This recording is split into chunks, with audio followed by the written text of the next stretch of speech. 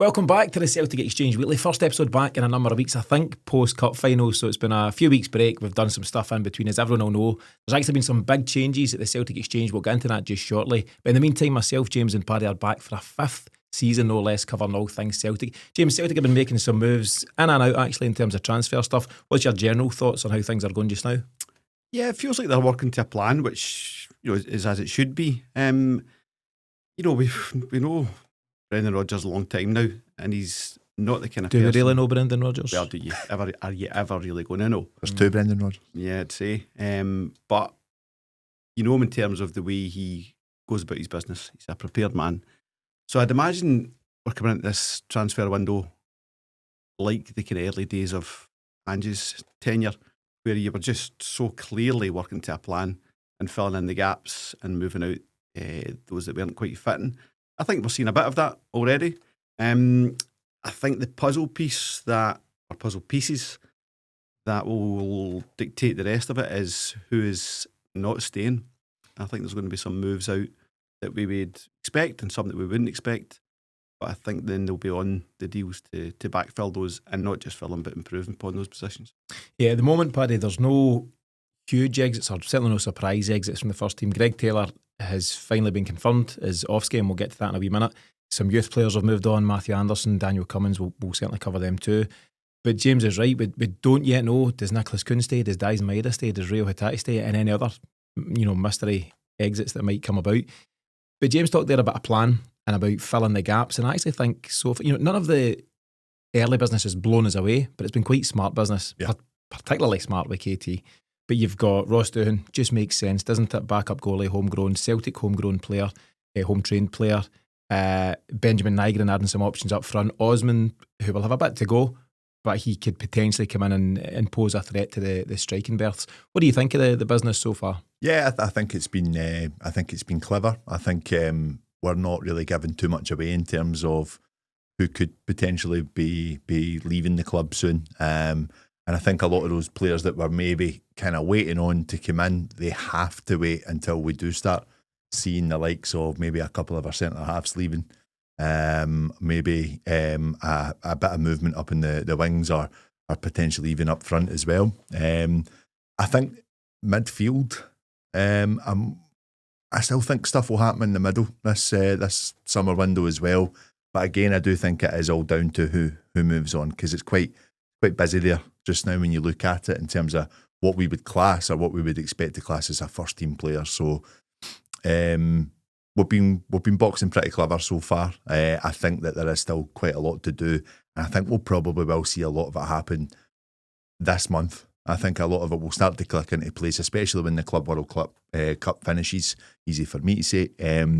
I think that's when a lot of teams will start moving.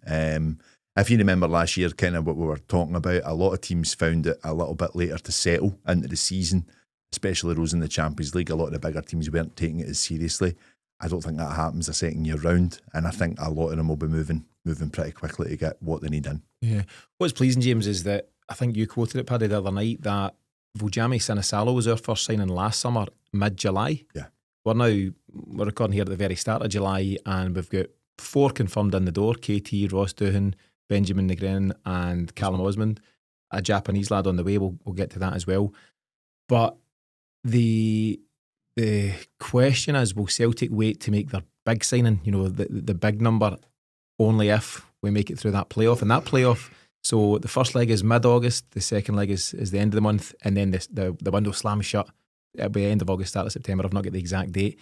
The Celtic wait, or is now the time to make that investment before we know where we're going, and let's speculate to accumulate and say, do you know what, let's bring in the big hitter. Is it a defensive midfielder? Is it another strike? Whoever it might be, whoever Brendan Rodgers feels we really, really need, and do we back him accordingly? And then we just go and take care of that qualifier and kick on with Champions League.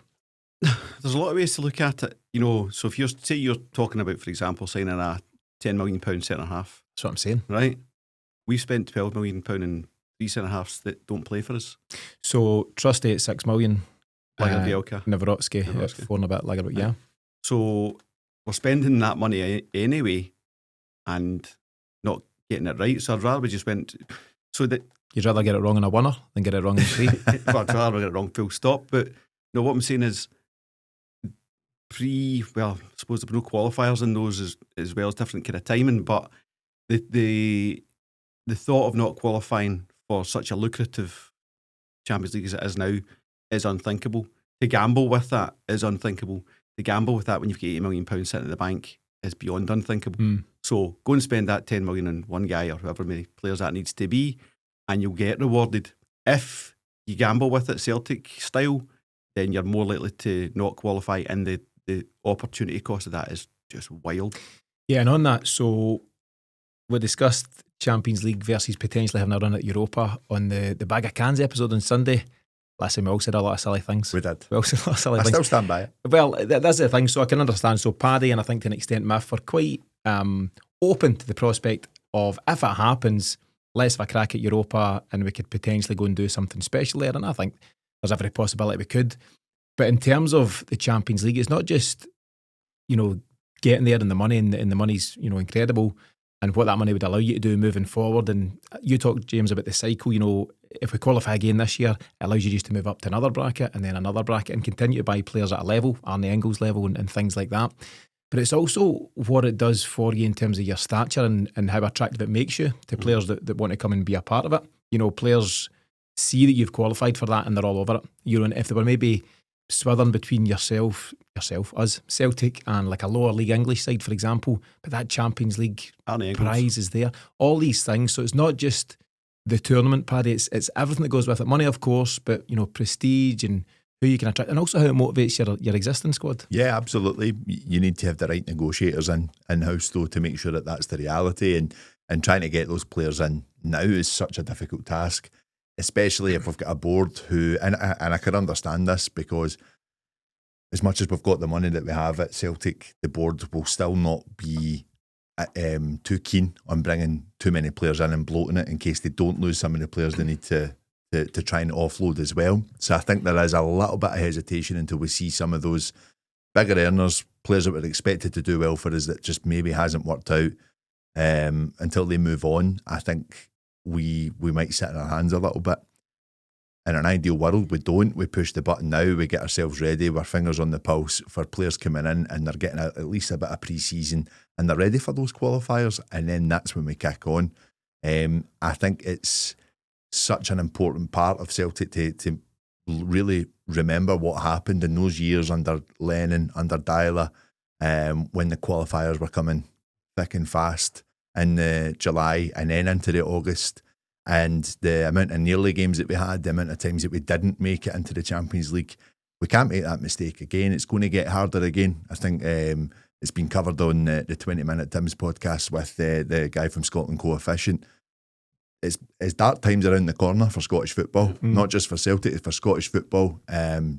So do we make the same mistake twice? That's where I think we would learn a lot if Celtic decide, no, hang on a minute, we need to start signing and boxing really clever in this market now. It's those times of not qualifying that have put us in a position 100%. of having to qualify this year, and having 3 qualifiers next year. So you can't compound that mistake and elongate that period. You've got to qualify now and win games now to repair that coefficient. Having said that, you look at obviously the calibre of the teams that we've been playing against in the Champions League over the last few seasons, very difficult opponents.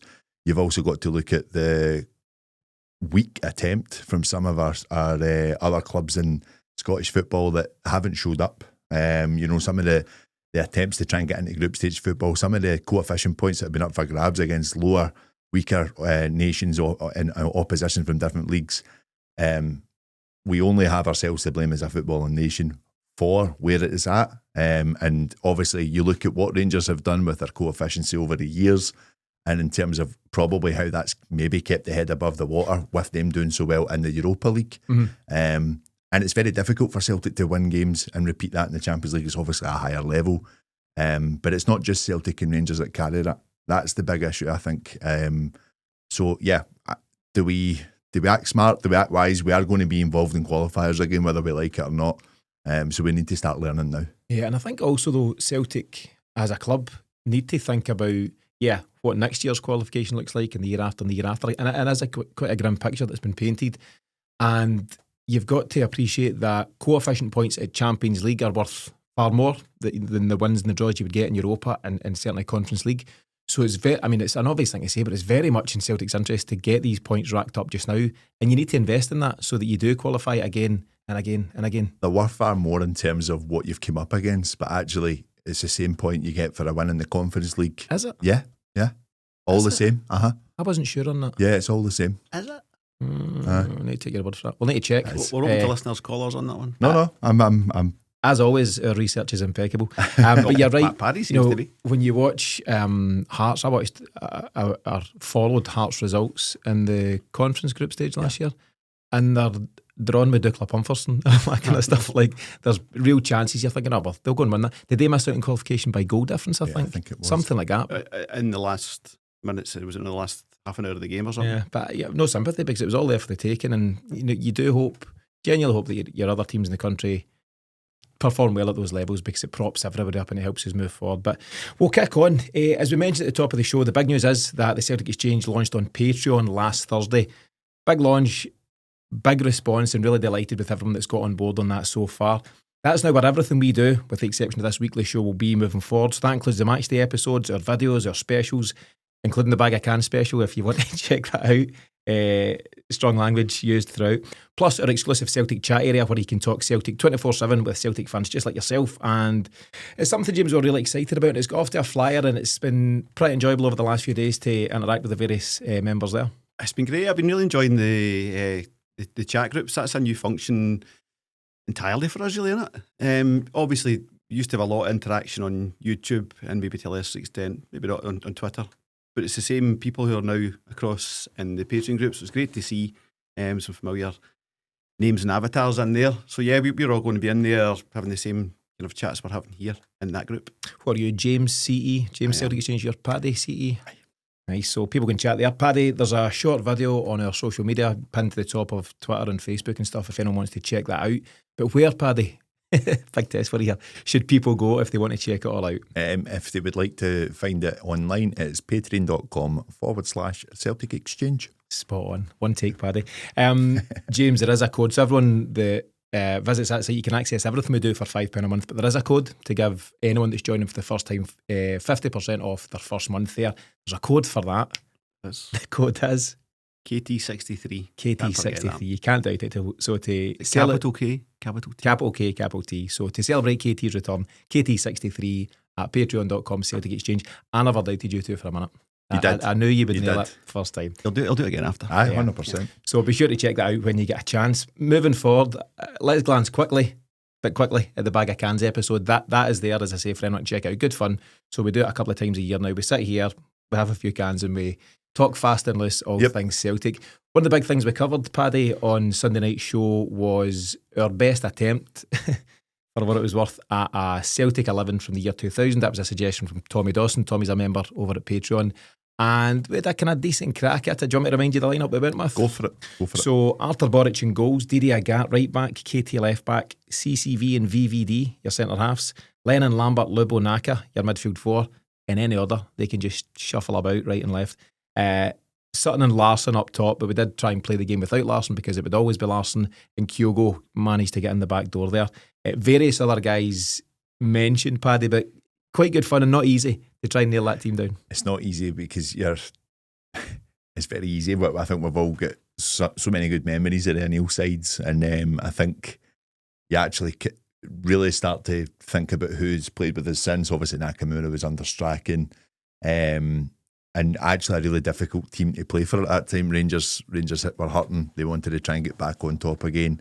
We were downsizing in a sense under Strachan in terms of cutting the wage bill, and he was pivotal for us. I watched a guy on Twitter today put up Celtic's free kicks and just a collection of them, and it came to the Nakamura era, and just wow, what a player! I think it was coined the other day, world class. Like, he just, for the free kicks alone, absolutely, what an incredible player Nakamura was for us. But then it's really got me thinking, who would come and knock the door? Does Moussa Dembele knock the door? Does Gary Hooper, if he'd stayed, would he have knocked the door to try and get into that front line as well? So, really good debate. Maybe one we could actually start on the Patreon just to see everyone else put their submissions in. Yeah, we'll put a post up tonight. Actually, we'll see what the people think. Do you maybe try a sober version, see what team comes out?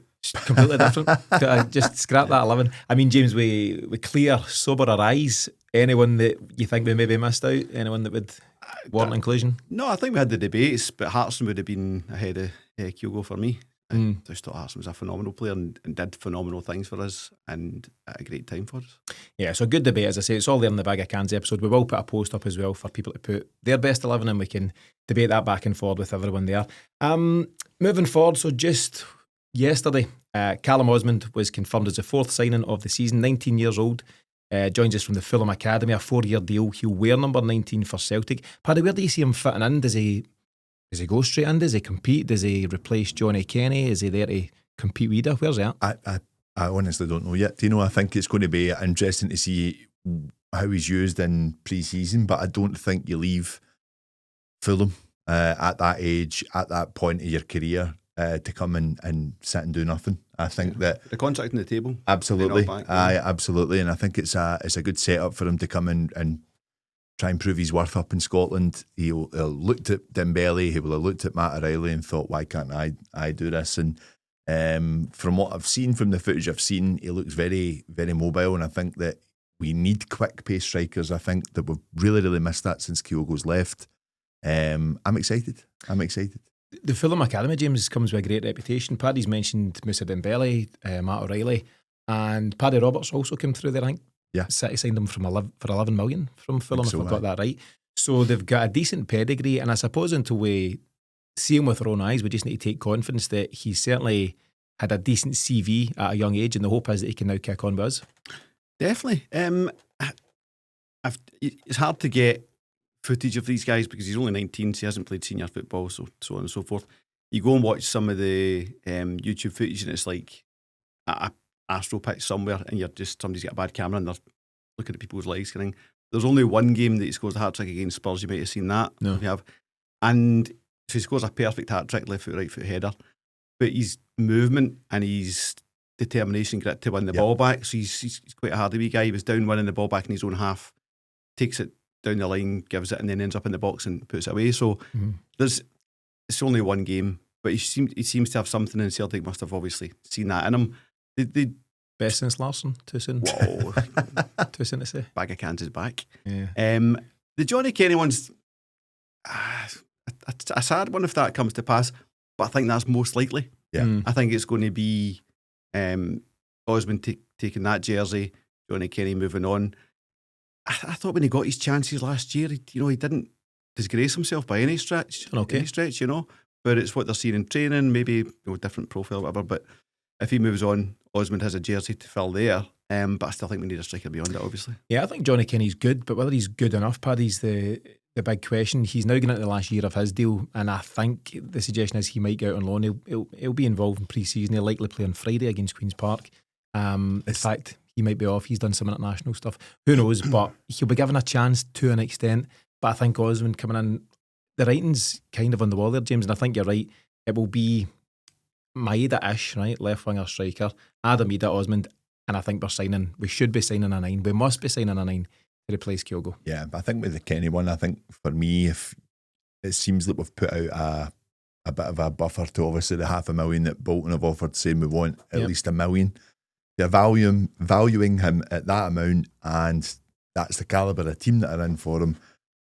I think Celtic know where Johnny Kenny's at. There's nothing against the guy. I've said it in the season review show. I don't think he's the quality required.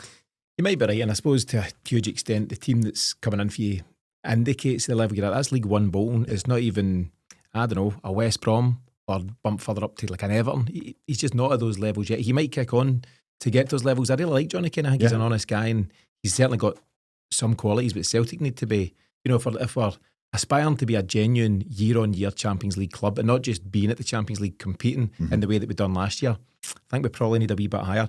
Just to go back to Osman, I heard something, we'll maybe get more detail on this, that his family moved for him from Jersey into London when he was 13. I think that's the move, to help him make it as a pro. And he put out quite a lengthy, it was in his interview, lengthy thanks to the various people that have helped him on his journey. He also posted to say he was really proud to be at the club, and it means a lot to him. He spoke to Matt O'Reilly, Paddy, and O'Reilly waxed lyrical about the club and the fans, and it's good from a Celtic point of view that he's had all the information, he's spoken to guys that have been there, done it, and he's made the call, because he will have had offers either to stay at Fulham or closer to home, but he's seen something in the Celtic project. Well, that's it. And I think that you look at the career of Matt O'Reilly and obviously the risks that he took in terms of not wanting to really hang about and wait for his opportunity at Fulham. I think he thought he was ready to do it. Took that risk, eventually ended up at Celtic. And then you look at the chat now, obviously a very frustrating season for him last year, of course, with the injury at the beginning of it. And it took him a bit of time to really try and even get back into the squads. Napoli are looking at a player like Matt O'Reilly. I think for me, I would love to see that. I think that would be incredible watching him in that league. I think he would be lethal for them. And I think you've got to look at someone like Osman that will probably say, if that is the route that he's taking, and if I can get in here and show my worth, I could be playing Champions League. I could be knocking on the international side door. You know, like why not? Why not give it a risk? Take that risk and go for it. So I think it's a good move for both. I really do, and we've cashed in on Matt O'Reilly, as we've seen. Celtic will be thinking they probably can do the same in this kid. Yeah, at some point moving forward. James, you might have seen Matt O'Reilly and Maurice Jens out enjoying their holidays, showing off the old 8-pack. Buddies, putting you to shame. Have you seen it? To put me to shame. I'm not competing in that league. No, not coming back to those levels. That's long gone. You did an 8-pack the other night. But couple. Good luck to Callum Osman. I think it's quite an exciting signing. There's more work to be done, absolutely, but it's exciting. James, just the final point on that, and I know we touched on it at the start, but how important is it for Celtic to get the business done early? We noticed that certain players didn't get a pre-season last year. You could put Engels into that bracket, Trusty not properly, Adamida, and it does have an impact. I seen John Kennedy speaking the other day, and he was saying that it's so important, and you can't take this time back. You can't land at the end of August, September, and do what your teammates have been doing for 4, 5, 6 weeks. And it's really important for Osmond and various other guys, including those that missed it last year, to have this time on the pitch. Yeah, but if we are saying that, as in senior personnel like John Kennedy is at the club, is saying that, and they're not executing on it, then that's the good doctor side of the business, not doing what's required. Now, I know it's tough. I'm not saying it's easy, but that's why you're getting paid to do your job, you know? Because if it's so important and Kennedy's saying it's so important, then we need it. Exactly that. If Kennedy's saying it, Brendan Rodgers is saying it, and the good doctor, Paul Tisdale, must be saying it, and they'll be having their meetings towards the end of last season or in the weeks that followed to say this is what needs to happen now. If you want us to be successful, we'll do our bit, but you need to meet your end of the bargain. And so far, as I say, so good. We'll see how it goes. The other bit of business, James, Benjamin Nygren, he became at the time, third summer signing, 5-year deal. He arrived from Nordsjælland, if I've got that right, in Denmark for a fee of 1.7 million. He's made his international debut for Sweden. He's got 4 games and 2 goals within that. Your thoughts on that move? I think it looks dynamite. Yeah, you've been watching the old YouTube being sucked in. Yeah, absolutely. That's how they get you. That's it. VHS tapes are out. He's a kind of very versatile, which Rodgers will like, but it's interesting saying, well, if he's in, then it means Engels is out or Hitati's out or something. Do you not see him as more of a frontline wide player or central player? I actually see him as a bit of a 10. You see him breaking a lot from midfield. So I think it's more when we're looking for, I think you spoke about it on Sunday where we're missing that Tom Rogic, or we're missing that Aaron Moy type, unlock kind of player. Matt O'Reilly. Yeah, so I think he's a bit more like that. So it might, and we might be showing a bit of versatility and putting a 3-5-2 out now and again. You never know with Rodgers. Not from the start, but if you're really struggling to break teams down, and we do, change formation in attack from defence, but this would be where he's on to really unlock things. Can play the wings as well, so you get that versatility I'm talking about. I think it's really exciting. Paddy, I did a quote from the man himself before coming to you. He says, I'm a very competitive person, and this is something that I love about Celtic. It's a huge club and I love that, and also the winning mentality. I want to be with similar-minded people who also love to win. I had my breakthrough when I was very young, so even though I'm 23 years old, I've played over 200 games, and that is massive, that's I think. A lot. He says, I've got a lot of experience, and that's what I want to bring. And that's the thing, Paddy, when you hear Celtic are at it again, making circa £2 million signings, you're like, hold on a minute, have we gone back the way? But this is really quite different. I think 1.7 million is the fee, as mentioned, for a guy who was out of contract in December. So that's why you get him at that knockdown price. And over 200 games, he's not a project. And again, like Callum Osman, he'll have had options. He's not coming to Celtic to sit on the bench after that type of early experience in his career. No, he's not. I think it's good business from us. I really do. And as I think I mentioned in the episode on Sunday as well, when you start knocking the door of the Swedish national team, they're a very consistent national setup. They always have been. They've always kind of got it right. And I think that if you start making a break into that, then you're doing something right, in my opinion. The people at the top seem to know what they're looking at. He's got potential, absolutely. Anyone that joins Celtic for me has got the potential. It's whether they can take the pressure on their shoulders. I think having that experience, still being that young, is going to bode them well. Let's just see how he goes. I think it's exciting. I do think it is exciting. And here's hoping he hits the ground running for us. Yeah, and he seems a confident young guy. And I think just the international experience, we're talking about Johnny Kenny and the teams that are in for him and different things that would indicate his value. The fact that you're a full Swedish international, James, at a relatively young age of 23, it's got to bear well for Celtic. And do you think, and this is obviously speculation for now, does it indicate that maybe a Nicholas Kuhn type maybe on the move? I think with him having that versatility, it's less of a blow if that comes to pass. But I think it's already less of a blow because we've seen the bad side of Kuhn. I think he's a phenomenal talent. You done with Kuhn? Aye. Are you? Aye. Where are you? No. Aye. I'm also not. Aye. I really like Nicholas Kuhn. We've done, shameless plug here again for the Patreon, but we've got a daily podcast there, Celtic Exchange Daily, every morning. It's just a short bulletin, weekday morning, giving you an update on all things Celtic. And within it this morning, we covered Paul Lambert's comments on Nicholas Kuhn. I heard that. Saying he's a hugely talented player, but you can't do it at Celtic for half a season. You've got to find that consistency, and you've got to frequently hit 7 and 8 out of 10. And that is the frustration that Nicholas Kuhn never managed to do so in the second half of the campaign, Paddy. But the big thing for me, and of course it will always be a frustration if the player can't fulfill it, but he has got it all. We've seen it. The evidence is there that Nicholas Kuhn has it all. It's just whether or not he brings it to the table in the season ahead. Yeah, but I think we obviously spoke about this before as well. He was massive for us in that first half of the season. Showed his quality in Champions League up to the last minute. Obviously the game against Bayern, it's a great finish. Brilliant. For me, I think he just falls victim to his own success of his form last season. He was excellent in that first part, there's no denying that, but I also think that he's not the only one for me that down tools. Yeah, you've said that. And I do think that he just gets it a little bit more tight off fans because he was so impressive in the first part, in my opinion. Yeah, if you're frequently scoring goals and creating assists and that dries up, then it's glaringly obvious. You do notice it, but I think one of the things we spoke about as well a few times in this show, takes one or two of them to be off it, and then it breaks down our flow altogether. Yeah. I think you can even remember the game against Dortmund. People were screaming at Kuhn, as in, why are you just standing there? That was his instruction. The boys behind him weren't doing their job. And I think there's an element of that's sometimes what happens with him as well, is that I'm following my instruction. I'm not getting the ball as much as I should be, but it just doesn't look good if he's the one hanging out where he's supposed to be. It's funny. I think the way we were set up in Dortmund, was it him and Maeda in the wings, and did they go for Kyogo or Rida? I can't really remember. But anyway, the two wide guys anyway, Maeda and Kuhn were very high up the park, and I think at one point they were up there looking back, going, "What are you up to back there?" But I think you're right. I think they were playing instruction, and we've seen a sharp contrast when we went to Atalanta away. Similar challenge, similar-ish level. And we were far more robust and the wingers were deeper. But we'll get into all of that chat. But yeah, let's see with Nicholas Kuhn. I'd love to see him stay. Como, Leipzig and Brentford apparently all in the mix for him at this moment in time.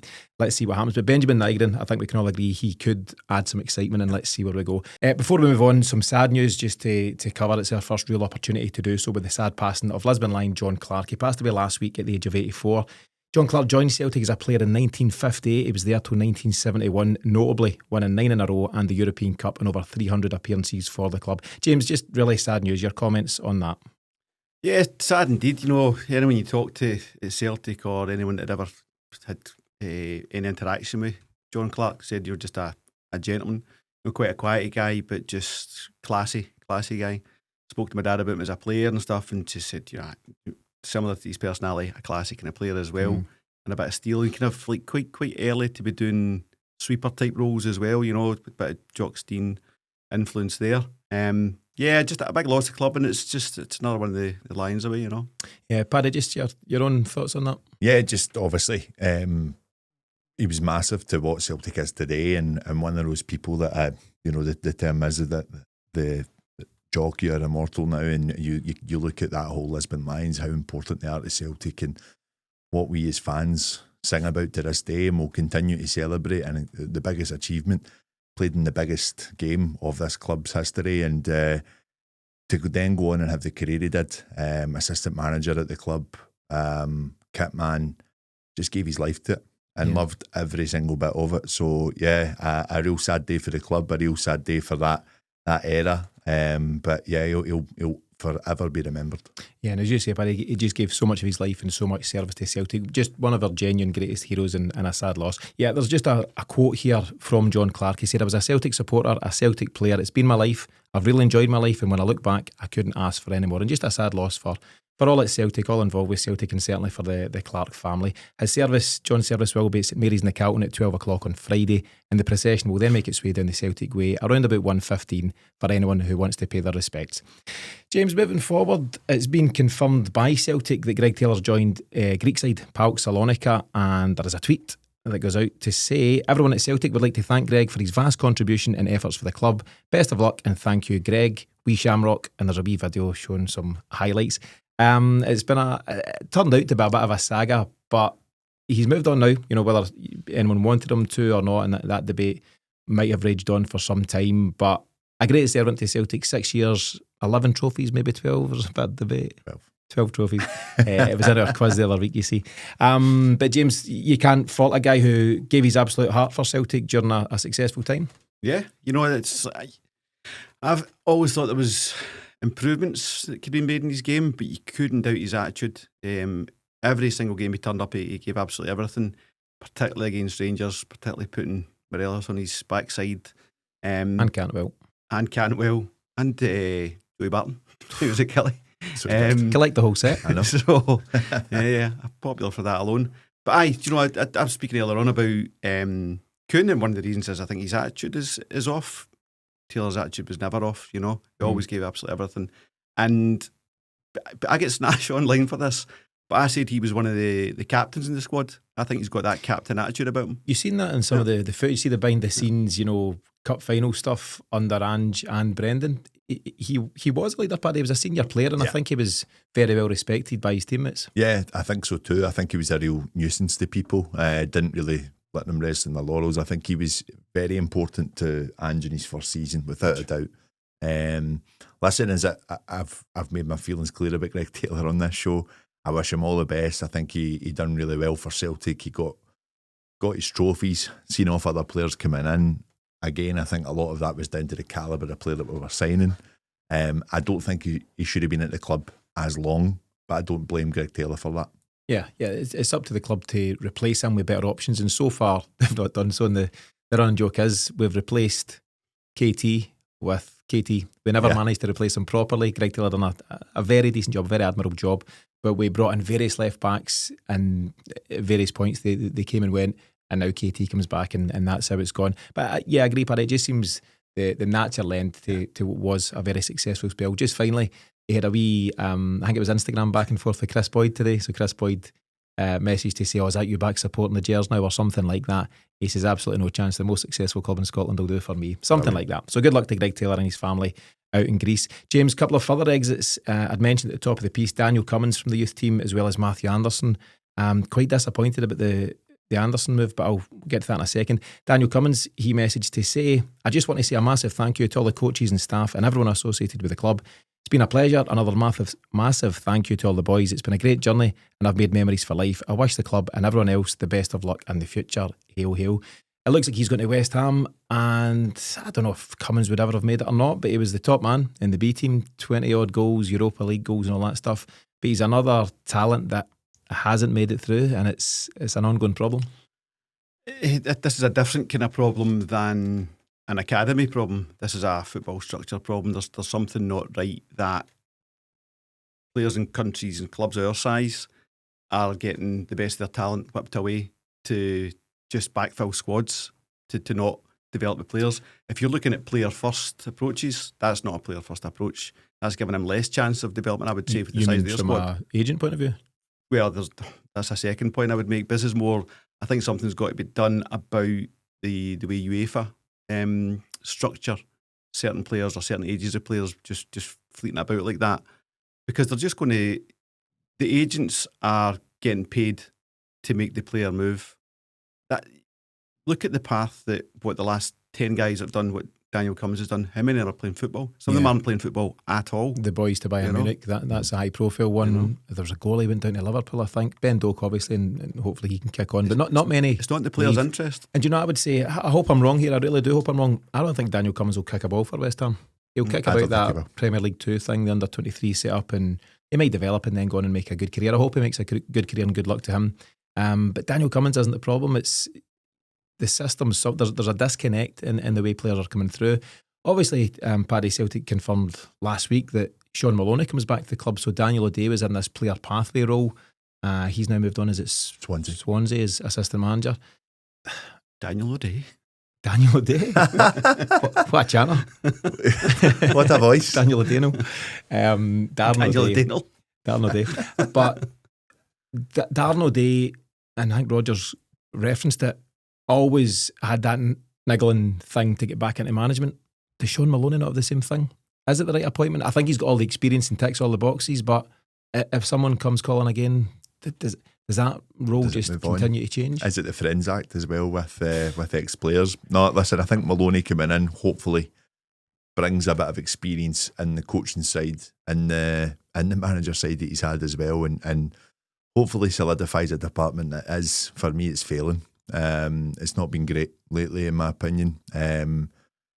We were having this discussion about Daniel Cummins actually before I came into the studio tonight with some of the boys in the chat.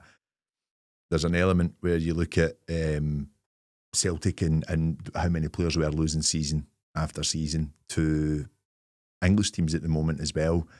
Stevie Keenan made a good point that Brexit's got a lot to do with it. Stevie Keenan made a good point. He'll not like that. But no, he's made a good point that Brexit's a big part to play in it for. It's why we get Osman, but it's why you lose Ben Doak or guys like 100%, 100%. But it's the wages that they're able to offer as well. Yep. We cannot compete. My friend Matty, he also states that there was an offer and then another offer on the table for Daniel Cummins, but we're still not competing. We're still not competing to keep him. Yeah, I'd be completely guessing at the figures, but I think West Ham and others of that ilk will completely dwarf. I don't mean like double it. I mean 4, 5, 6 times what we'd offer. Mm-hmm. You know, and Celtic are in a strange position because these boys, until you push the button first team wise, they'll only ever be potential. So do you say, do you know what? We're going to push the button and give this kid 12 or whatever it may be. Celtic probably offer low thousands, 2s, 3s, 4s, and West Ham's come in at 10, 12s, 15s. Yeah. Who's the boy that went to Millwall?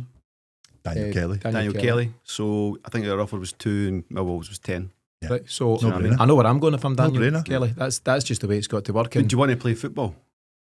But then you're going to get the opportunity. I'll think about football. It with my 12 grand. And I know that he had kind of started to show a bit of interest, but we seem to be giving these boys a chance when any of these big teams are sniffing about. We're then also hearing murmurings that maybe they're actually not good enough to come into the first team anyway. Yeah. So we've got to look at the quality that we're providing. We've got to then look at who's bringing these players through. Where are we approaching to bring these players in from? Because there's a lot of talent that's going through other clubs in the league at the moment. Again, they're going through this horrible process where they're losing them pretty quickly.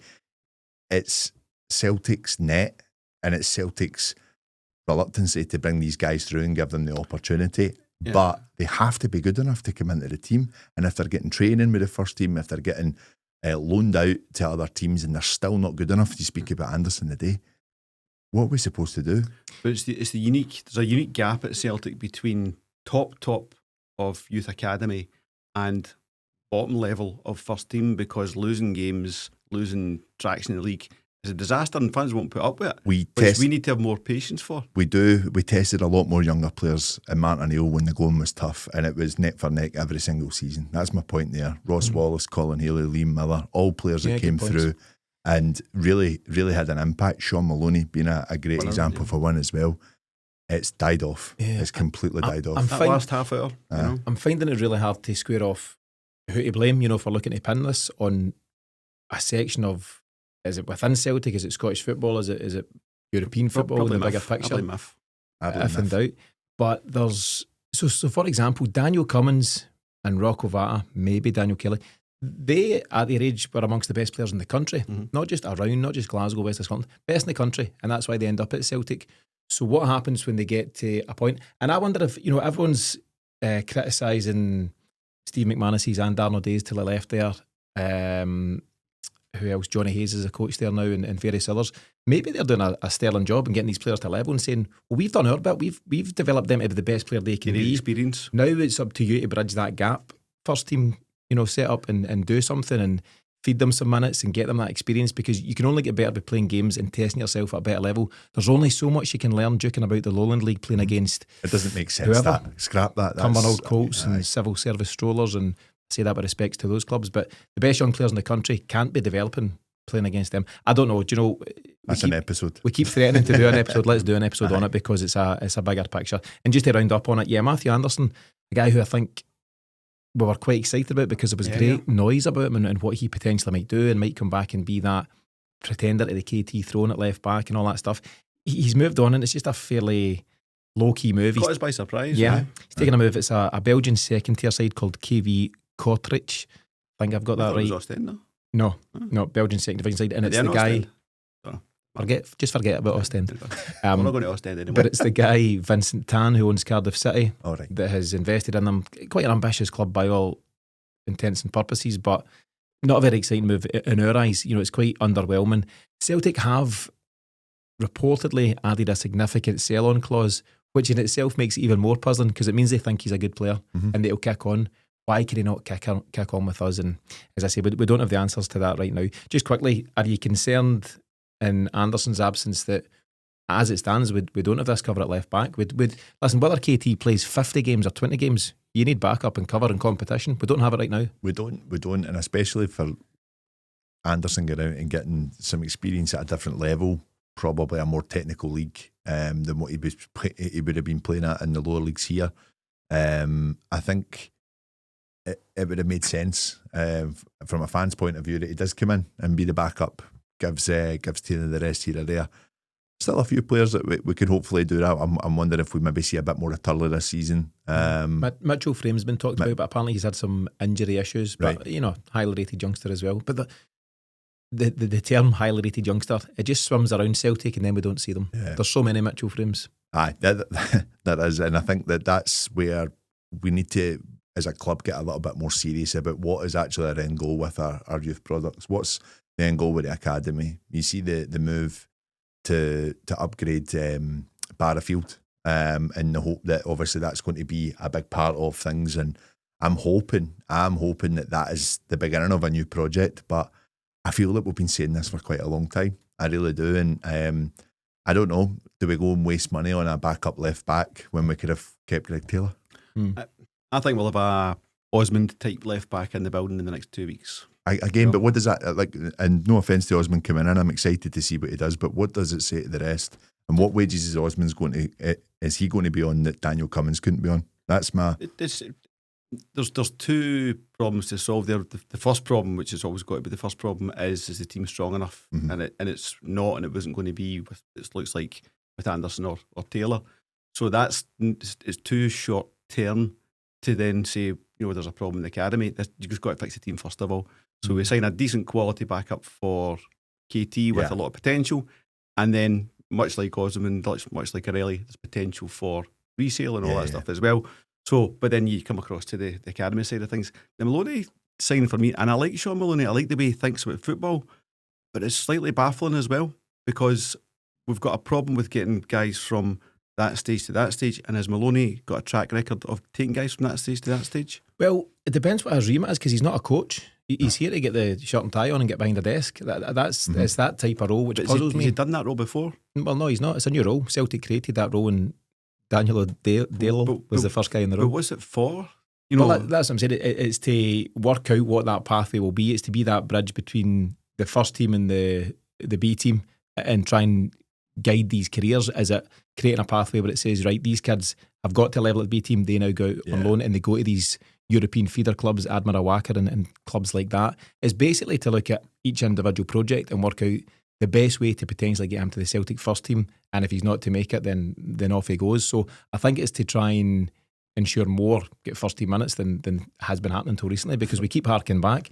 It's KT, it's Calmac, it's James A. Forrest, and it's some others like Tony Ralston and Stephen Welsh, but there's not enough success stories. Surely every single player in the academy of any age, you've got 3 outcomes. You play first team football at Celtic, you go out on a specified chosen loan that fits your profile and the club fits your profile, or you're sold. Simple as that. Surely that has to be Maloney's remit. What do you mean, though? It's got to be an outcome-based remit. What is he actually...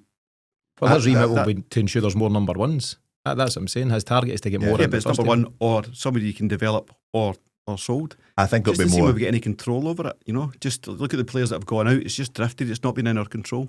Aye, that's what's been happening in the past. So maybe the role for this guy coming in has got to be in the sense of when there's any inkling of the contract winding down, Premier League teams sniffing about the player, he's able to make a more straightforward call than what the rest have been able to do. To Brendan Rodgers, is this guy going to succeed in the first team? Has he got the mental side? Has he got the physical side? Is he going to make the step up? I would take it a lot more, and no offence to the guys in the Celtic B teams or academies, but I would take it a lot more from Shaun Maloney to make that call than what Darren O'Day would do, in my opinion. More so on the basis of the experience that he has had in coaching and playing at a top level as well. Yeah, I think you can say that with respect. Maloney's been at World Cups as assistant at Belgium, and he's managed in his own right. And he, as it stands, it's just on paper. He's got more football experience at that level than Darren O'Day, and it might be a better fit. A good example, just to wrap up on it, but a good example might have been the journey that Ben Doak took. Celtic were scrambling about at the last minute when they realised he was off ski. Ange threw him in against Dundee United when we scored a late winner. Was it Leah Labada after Jota's cross? And then he got minutes against Rangers and picked up a booking and his 10-minute cameo there. But that was a last gasp attempt at holding on to Ben Doak, and it was too late. Yeah. By that point, the conversations will have been had with Liverpool, and he was gone. Shaun Maloney, in such a situation, might be able to identify earlier in the career path that, get him in. Okay, we need to look after this kid more. We need to give him more. We need to sit down with him and map out, here's what we foresee in the next... If you reach certain markers, you'll get that first team appearance, and so on and so forth. The joined up thinking is something that doesn't exist right now. We need to bridge the money as well then. So, because one of the challenges is, that's all nice, that's a nice story, but I'm going to get 10 grand a week. So you need to see if you hit these markers, you get these bonuses. Exactly, because if you truly believe that Ben Doak is good enough, and I think a lot of folks in the academy could see that, give him the 10.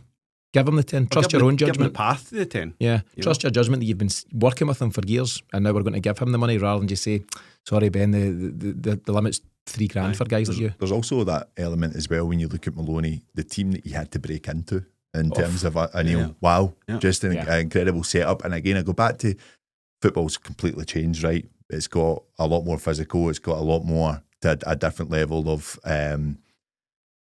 player longevity more than anything. It's not the same drinking culture as it once was back in even probably. Aye, absolutely. Even to the Anil era, it was maybe just coming to the end of it. But the mental side for Shaun Maloney to break into that team, that's what we want to see for our youth players coming in.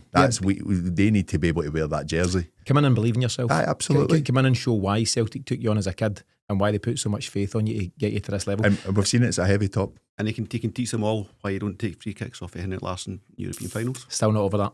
Taking a free kick in Seville with Larsson on the pitch. Bring it up, Ben. Anyway, but yeah, we've not even get time at this moment to discuss guys like Sean McArdle and other guys that we're excited about. So let's see where we get to. I'll reach out to Greg Robertson, friend of mine, ex-Celtic Academy coach, 18 years at the Academy, working alongside a lot of these types of talents. Ben Doak is somebody I worked with, Callum McGregor, KT. I'll see if I can get Greg back on the show to discuss the bigger picture and what it might look like under Shaun Maloney. As we start to wrap things up, lads, first show back in a number of weeks as well, so good to do so. As I mentioned, we're strongly linked with Japanese defender Hayato Inamura, 23-year-old from Albirex Niigata. Heard of them before? No. But the suggestion, James, is that he might go on loan immediately. He's gone through this whole university pathway that Reo Hatate went through. Somebody said, is it Mitoma? Is that the player that's at Brighton, the Japanese player? Mm-hmm. He also went through that pathway, so it's not to say you can't be a success at the top level, but he's 23 and doesn't at this moment seem suited to Celtic, so it might be a longer term move. Is he going to get on loan and grow about 4 or 5 inches? That is heightest. I know it's heightest. I think that's silly. I think that's a really silly viewpoint to take. Tall centre halves personally, and I think Rodgers does as well. So it's a bit strange in that regard, but who knows? They've obviously seen something in him, and it's an opportunity to take someone on, but we need to see it as it is. It's a project kind of thing. So you get him out on loan. We've got a lot of that dotting about and coming back. So Palmer's, Lagerbielke's. Talking a lot about bloat. That's a problem. So you can't not sign this boy because you've got dead projects all over the place. Yeah. But at the same time, try and clear those out to allow you. There should be a cap on how many we have at any one given time. There's always a balance. I quite like a kind of blended signing policy. Sign your big hitters for the first team, sign your guys that can challenge them, sign your guys that are more for potential. And I'm like to think there's far smarter guys than me in that room. I'd like to think they're working on things like that. I think we've done a bit of everything so far. Scattergun, they call it. Aye, but I'm with you on that. I do think that they are waiting for some players to move on before they start. Yeah, I hate that. Pushing the button. I would love to sign this guy's great talent, but we've got some dead wood, so what can you do? I hate that thinking. I hope that's not what we're doing.